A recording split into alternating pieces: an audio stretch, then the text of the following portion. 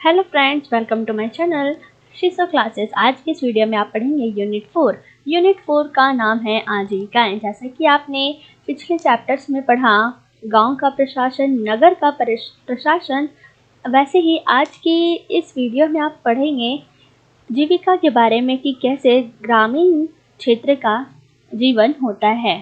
तो चलिए स्टार्ट करते हैं।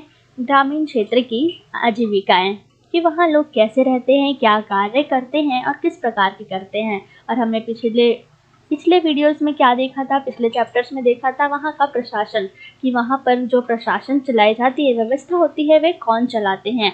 पर हम यहाँ बात करेंगे कि लोग अपनी जीविका कैसे जीते हैं। देखिए चैप्टर 8 ग्रामीण क्षेत्र में आजीविका, इसमें आज हम पढ़ने वाले हैं कि यहाँ पर जीविका कैसे लोग चलाते हैं और उनके पास किस तरह के अवसर वहाँ पर उपलब्ध हैं, परिस्थितियाँ हैं, और वो कैसे एक दूसरे से सहायता लेते हुए अपना कार्य करते हैं और कैसे समस्याओं का सामना करते हैं। तो चलिए शुरू करते हैं।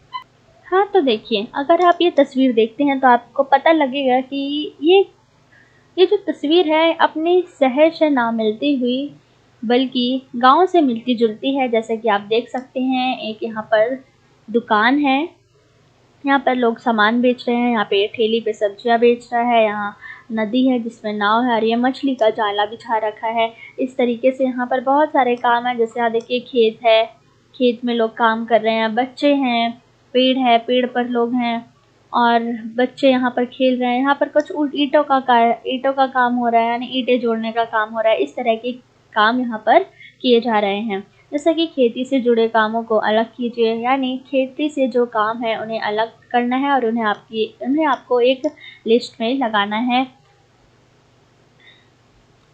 तो चलिए बात करते हैं कलपट्टू गांव की, जो तमिलनाडु में समुद्र तट के पास है।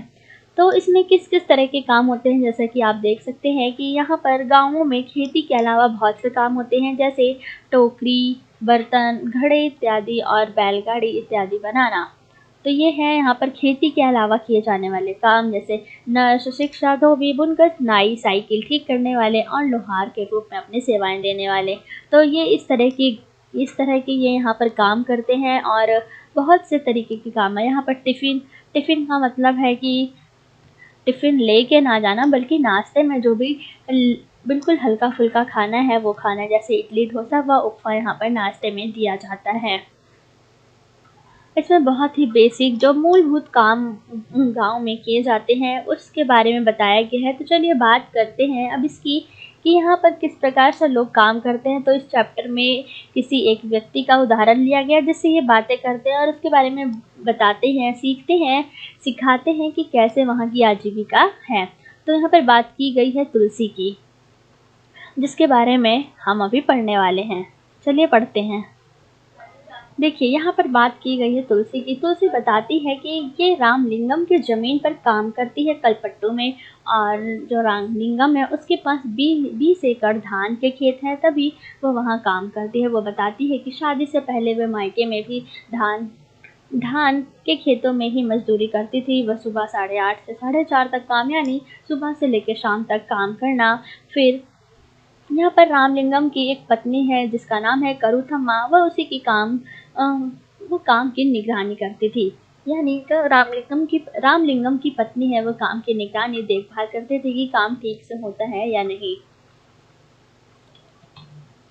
यहाँ पर वो बताती है कि साल भर उसे मजदूरी का काम नहीं मिलता, अगर मिलता है तो ठीक, नहीं मिलता तो उसे बहुत ही ज़्यादा समस्याओं का सामना करना पड़ता है। जैसे वो बताती है क्योंकि उसे धान रोपना पड़ता है और थोड़ी बहुत फसलें अगर बढ़ जाएगी तो रामलिंगम उसे निराई के लिए और बाद में उसे कटाई के लिए भी बुलाता है।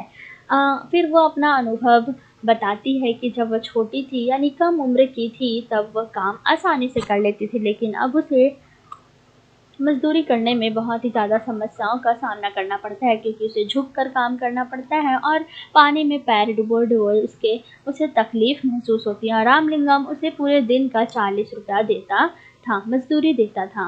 पर वो रेट वहाँ पर उसे कम लगता था, लेकिन वो वहाँ इसीलिए काम करती थी क्योंकि उसे भरोसा था रामलिंगम पर कि उसे मजदूरी का पैसा वो हमेशा देगा, और जब भी काम पड़े तो वो सस्ते मजदूर ढूंढने की बजाय उसी को बुलाएगा, इसीलिए वो हमेशा टिकी रही। अब यहाँ पर उसी के पति यानी तुलसी के पति रमन की बात की गई है, जो वो भी मजदूर है और खेतों में दवाइयाँ छिड़कने का काम करता है। अगर वो काम उसे नहीं मिलता तो वो पत्थर या नदी से बालू ढोने का काम अ, पत्थर से नदी से बालू ढोने का काम करता है, और अगर उसे वो भी काम नहीं मिलता तो वो पास के शहरों में मकान बनाने के लिए ट्रक से ले जाए जाते हैं। मकान बनाने के लिए ट्रक से ले जाए जाते हैं क्या, बालू और पत्थर। फिर वो अपना काम बताती है कि वो कैसे काम करती है, यानी वो घर के सारे काम करती है और दूसरी औरतों की तरह ही जंगल से लकड़ियाँ लाना उसका काम है, और दूरों दूर बोरवेल होता था, वहाँ से वो पानी लाती थी। वो बहुत ज़्यादा दूर होता था जहाँ से वो पानी लेकर आती थी। और फिर अपने पति के बारे में बताती है कि कैसे उसका पति बाहर से साग सब्जियाँ खरीदने में उसकी मदद करता है, और उनकी 2 बेटियाँ भी हैं, जिनमें से अ, जिनकी 2 बेटियां हैं, और उनका जीवन बहुत खुशी से ही बीत रहा था। दोनों ही स्कूल जाती थी, और पिछले साल ही उसकी एक बेटी बीमार पड़ जाती है तो उसे शहर के अस्पताल में ले जाना पड़ा, और उसके इलाज के लिए उसे रामलिंगम से उधार लेना पड़ा। और जब ये उधार लेने के बाद अगर वो नहीं चुका पाए तो उन्होंने अपनी गाय बेचनी पड़ी। तभी उन्होंने अपनी गाय बेची। वो कहती है कि घर का काम करने के लिए और घर में थोड़े बहुत जीवन को अच्छे से व्यतीत करने के लिए उन्हें ये सारे काम करने पड़ते हैं। जबकि वो बताती है कि हमारे देश में बहुत से ग्रामीण परिवार हैं जो 40% तक खेतीहर मजदूर हैं, और उन्हें ये सारे काम करने पड़ते हैं, जबकि जबकि उनके पास ज़मीनें नहीं हैं, उनके पास छोटे छोटे ज़मीन के टुकड़े होते हैं और वो वही काम करते हैं। अगर पूरे साल काम नहीं मिलता तो वे मजबूरन उन्हें शहर जाना पड़ता है काम की तलाश में। देखिए यहाँ पर कुछ प्रश्न पूछा गया है कि तुलसी के काम का विवरण दीजिए, यह रमन के काम से कैसे अलग है। तो आपने भी पढ़ा कि तुलसी कैसे खेतों में काम करती है, रमन भी खेतों में काम करता है, लेकिन वो कभी कभी पत्थर या बालू ढोने का भी काम किया करता था। तो इस तरह से उनके दोनों के काम अलग हैं। फिर दूसरा क्वेश्चन है कि तुलसी को अपने काम के लिए बहुत ही कम पैसे मिलते हैं, लेकिन वे आपकी समझ से खेतों में काम करने वाले मजदूरों को कम पैसे पर काम क्यों करना पड़ता था। तो वहाँ पर तो उसकी एक मजबूरी थी, क्योंकि उसे रामलिंगम पर भरोसा था और कि वह हमेशा काम के लिए उसे ही बुलाएगा। बाकी दोनों क्वेश्चन आप अपने आप पढ़ सकते हैं और अपने आप कर सकते हैं, क्योंकि ये आपसे ही क्वेश्चन पूछा गया है। तो आपके अनुसार जो भी अच्छा लगता है आप इसका आंसर दे सकते हैं। अब बात करते हैं शेखर की। शेखर भी मजदूर की तरह काम करता है, उसके भी खेत है, उसके पास 2 एकड़ ज़मीन है जहाँ वो खेत का सारा काम खुद ही करता है। अगर वो किसी से मदद लेता है तो उनके बदले वे उन्हीं के खेतों में कटाई करवा देता है। इस प्रकार वो इनकी मदद भी कर देता है। अब वो बताता है कि व्यापारी कैसे उसे उधार में बीज और खाद देते हैं, जिसके बदले उसे उस पैसे को चुकाने के लिए थोड़े बहुत थोड़े बहुत दामों में धान उसका अपना बेचना पड़ता है। अगर वो बाजार में बेचे तो उसे ज़्यादा मिलेगा, लेकिन वो मजबूर होता है क्योंकि उसे उधार भी उन्हें चुकाना पड़ता है। तभी वो बताता है कि वो अपने खेत से 60 बोरी धान मिलेगा, और जो कि वो उधार चुकाने में कुछ धान की बोरियां दे देगा और कुछ अपने घर ले जाता है। और बताता है कि उसकी जो धान की बोरियां हैं वो बस 8 महीने तक ही चल पाती है, और बाकी के टाइम के लिए उसे पैसे कमाने पड़ते हैं। तभी वो रामलिंगम की ज़मीन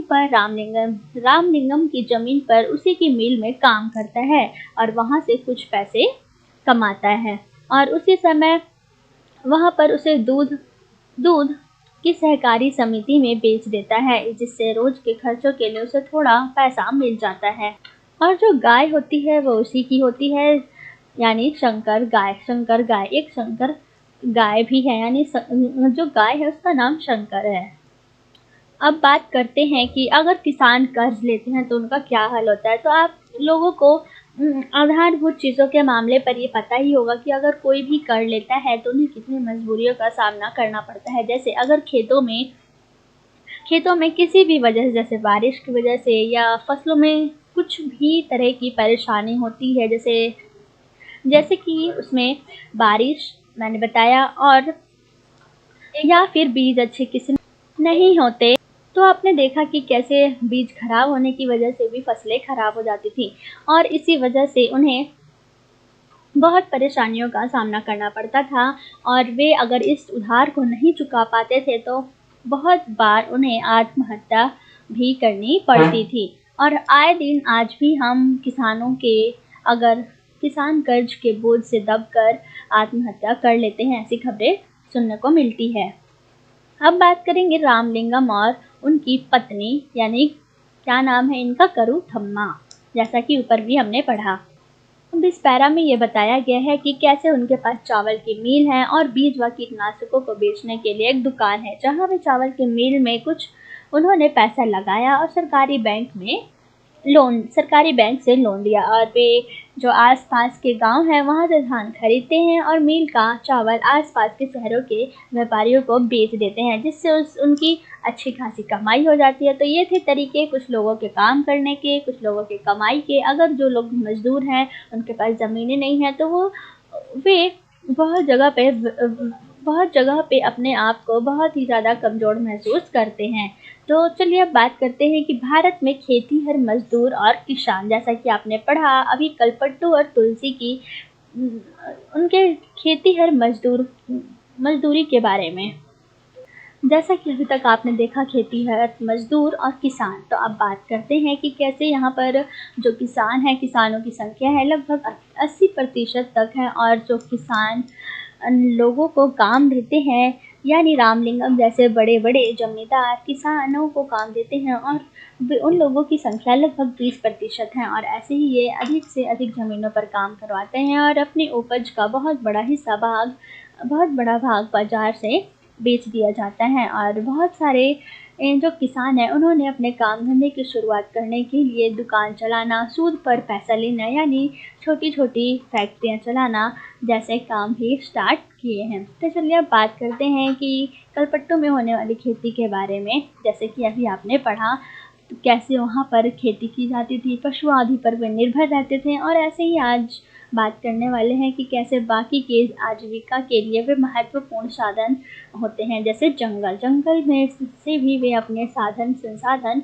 उपयोग करते हैं, जैसे महुआ बीनने का काम, तेंदुओं के पत्ते इकट्ठा करना, शहद निकालने और इन्हें व्यापारियों को बेचने जैसे काम अतिरिक्त आय में मदद करते हैं। ये है इनके संसाधन जिससे ये अपना काम किया करते हैं। और दूध बेचने का काम और मछली पालन का काम भी आप पढ़ेंगे, जिसमें यहाँ पर आप पढ़ेंगे अरुणा और पारिवेलन। जैसा कि आपने अभी पढ़ा कि अरुणा और पारिवेलन के बारे में हम पढ़ने वाले हैं। तो देखिए यहाँ पर वे मछली पालन का काम करते हैं, यानी मछली पकड़ने का काम और उन्हें फिर बेचने का काम। यहाँ पर एक कैंटामरेन है जो खास तरह की छोटी नाव को कहते हैं और ये सुबह से ही 7 बजे से ही अपने काम में जुड़ जाते हैं और सुबह 7 बजे बहुत ही ज़्यादा गहमा गहमी यानी भीड़ भाड़ का काम वहाँ पर होता है और वे वहाँ पर मछली पकड़ना और मछली बेचने खरीदने के लिए बहुत सारे औरतें और बहुत सारे लोग इकट्ठा होते हैं। जैसे कि यहाँ पर बहुत सारी समस्याओं का सामना करना पड़ता है, जैसे तूफानों में फंस जाना और उसके बाद भी बहुत सारी समस्याएं, और अगर घर पर कोई नहीं आता तो उन्हें भी चिंता लगी रहती है कि आज वो उसे देरी क्यों हो गई। और वे कुछ मछलियाँ अपने परिवार के लिए भी रख लेते हैं, जहाँ वो नीलामी करने के बाद यानी मछलियाँ बेचने के बाद फिर घर वापस आ जाते हैं और वो कहते हैं कि हम जो भी पैसा बचता है उसे 4 हिस्सों में बांट लेते हैं। जो मछलियाँ पकड़ते हैं बाकी 1 हिस्सा उसे मिलता है जिसकी नाव और जाल वगैरह होते हैं, यानी कैंटामरेन के द्वारा वे अपना सारा काम करते हैं। अगर उस कैंटामरेन में कोई इंजन है या कोई भी काम जो उन्होंने किया हो तो उसका पैसा भी उन्हें दिया जाता है और मिलता है और वो खुद ब खुद अपना अधिकार समझकर रखते भी हैं। तो चलिए अब बात करते हैं नीलामी में जो औरतें मछलियाँ खरीदती हैं और बेचती हैं, जैसा कि अभी आपने पढ़ा। और ये सारा काम दोपहर तक चलता रहता है, बाकी वे दोपहर तक काम निपटा देते हैं, बाकी रिश्तेदार मिलकर फिर बाद में सारा शाम का काम शाम में अपना काम करते हैं, जैसे जाले को सुलझाना, उसकी मरम्मत करना, फिर कल सुबह वही काम उनका शुरू हो जाता है। उन्होंने बताया कि कैसे वे मानसून में अपना काम रोक देते हैं क्योंकि उस समय मछलियों का प्रजनन का समय होता है और ये 4 महीने उन्हें बहुत ही मुश्किलों से गुजारना पड़ता है। वे बहुत से उधार लेते हैं जिसे चुकाना भी मुश्किल हो जाता है। इस तरह वे बताते हैं कि कैसे बीच का समय उनके लिए बहुत ही ज़्यादा भारी पड़ता है। अब बात करते हैं ग्रामीण क्षेत्रों में आजीविका के साधन, यानी आजीविका तो है, तो उसके साधन किस किस तरह के हैं। जैसे में यहाँ पर काम क्या क्या किए जाते हैं, जैसे आजीविका खेती में बहुत तरह के काम करते हैं, जैसे खेत तैयार करना, रोपाई, बुआई, निराई और कटाई आदि फसलों का किया जाता है जो प्रकृति पर भी निर्भर रहते हैं। जब जीवन ऋतुओं के इर्द गिर्द ही चलता है तो बुवाई और कटाई के समय लोग काफ़ी व्यस्त रहते हैं और दूसरे समय में काम का बोझ भी कम रहता है और देश के अलग अलग क्षेत्रों में ग्रामीण लोग अलग अलग तरह की फसलें उगाते हैं, फिर भी हम उनके जीवन की परिस्थितियों में और उनकी समस्याओं में काफ़ी समानताएं पाते हैं।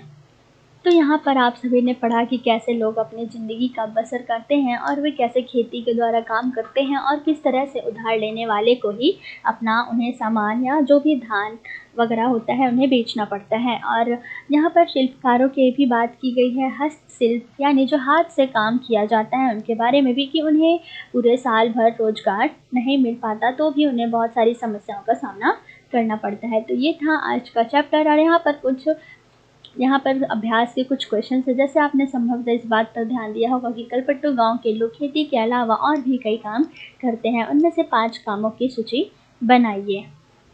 तो यहाँ पर आप आराम से बना सकते हैं, जैसे वहाँ पर लिखा था दुकान, टोकरी, चाय, ये सारे काम वहाँ पर किए जाते थे। अगर यहाँ पर आपको कुछ भी डाउट है तो आप अपने सवाल कर सकते हैं कमेंट बॉक्स में।